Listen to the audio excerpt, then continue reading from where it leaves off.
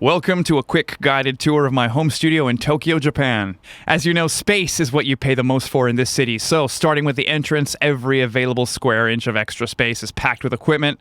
I'm not going to show you in the house. Most of the equipment stored in the entrance area is my band's live rig, amps, drums, mics, things like that. And now let's go downstairs. Here is the studio. We'll walk right into the control room area. This is the studio in 2025. There's always little changes happening, things coming in and out of the rack.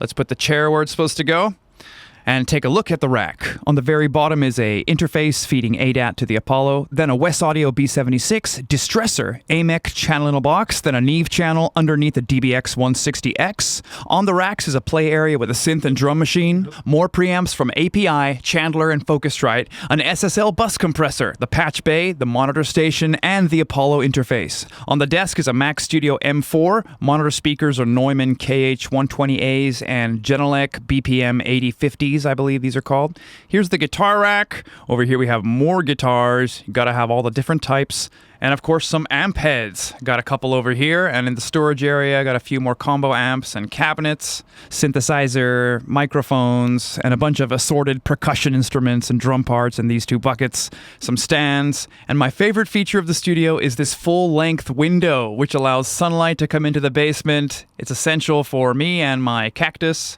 Over here I got a bunch of snare drums just waiting for a chance to be used, and other drum parts and things like that. Now let's take a quick look inside the booth.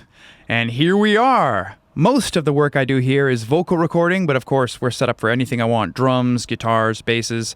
Right now the drum set is in practice configuration, but if I'm doing a serious recording, I will set it up against the long wall of the booth like this for a little more distance and a little more space. Of course, the cue box.